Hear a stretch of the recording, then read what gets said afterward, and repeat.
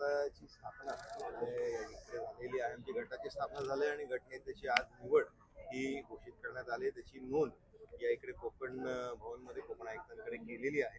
याच्यामध्ये पुढच्या ज्या घडामोडी आहेत, ज्या महानगरपालिकेमध्ये कुठल्या पदावर काय असलं पाहिजे याच्या संदर्भातली भूमिका ही नजीकच्या काळामध्येच पक्ष म्हणून आम्ही सगळेजण मिळून घेणार. याच्या संदर्भातली आज बैठकही आहे. दोन्ही पक्षांमध्ये चर्चा होईल आणि प्रामुख्याने सर्व नगरसेवकांचं मत खरं तर विरोधी पक्षामध्ये विरोधी पक्ष नेता पद आपल्याकडे घेतलं पाहिजे या भूमिकेचं आहे.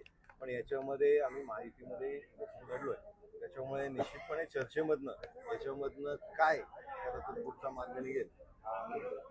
आज गणेश नाईकांवर खालच्या पातळीवर त्यांच्या प्रवक्त्यांनी टीका केली. त्या पद्धतीने खालच्या पातळी राजकारणात मी खरं तर या पातळीची टीका टिप्पणी कोणी करणं हे योग्य नाही. मी भारतीय जनता पार्टीचा प्रवक्ता म्हणून अनेकदा चॅनल्सवरती जात असतो. पण याच्यामध्ये आपण कुठली पातळी ठेवली पाहिजे आणि कुठल्या स्तरावरती आपण उतरलं पाहिजे याच्यावरनं लोक खरं तर आपली आणि आपल्या पक्षाचं आकलन करत असतात. त्याच्यामुळे ज्यावेळेस आपण कुठेही वक्तव्य करतो त्यावेळेस ती पक्षाची भूमिका मांडत असतो.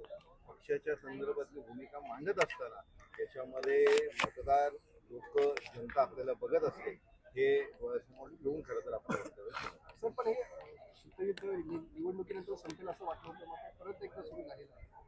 याच्यामध्ये निश्चितपणे बघा, ते प्रत्येक जण आपापल्या पक्षाची भूमिका घेत असतो आणि त्या पक्षाची भूमिका घेत असताना कार्यकर्त्याची भूमिका घेत असताना त्याच्यामध्ये ते अग्रेसिव्हली कुठे कुठे भूमिका मांडतही असतात.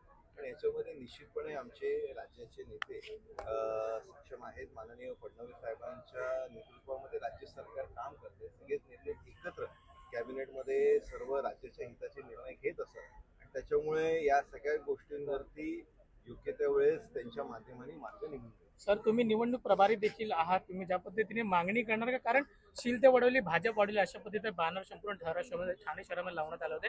त्यामुळे कुठली खाते महत्वाची जी आहे ती भाजप या ठिकाणी मागणी करणार आहे वरिष्ठांकडे? याच्यामध्ये आता एकत्रित चर्चा निश्चितपणे होईल. याच्यामध्ये जे आम्ही आमच्या निर्धारनाम्यामध्ये लोकांसमोर मतदारांसमोर जो एक ब्लूप्रिंट ठेवलेला आहे, त्याचबरोबर आज राज्यामध्ये मोठ्या प्रमाणात विकास होतो.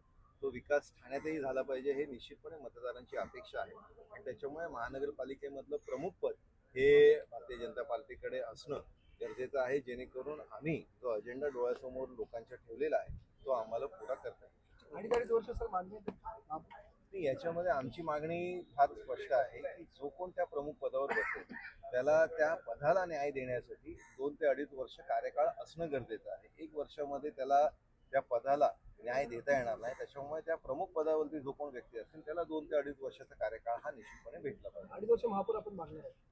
मी तुम्हाला मगाशी सांगितल्याप्रमाणे की जो कोण व्यक्ती त्या पदावर असेल त्याला 2 ते 2.5 वर्षाचा कार्यकाळ असणं हे अपेक्षित आहे. सर, गटनेते कोण आहे? आमचे गटनेता सन्माननीय मुकेश मोकाशी यांची आज या इकडे कोकण भवनमध्ये आम्ही नोंद केलेली आहे. ते थट्टम नगरसेवक आहेत आणि माजी उपमहापौर आहेत. सर, हिंदी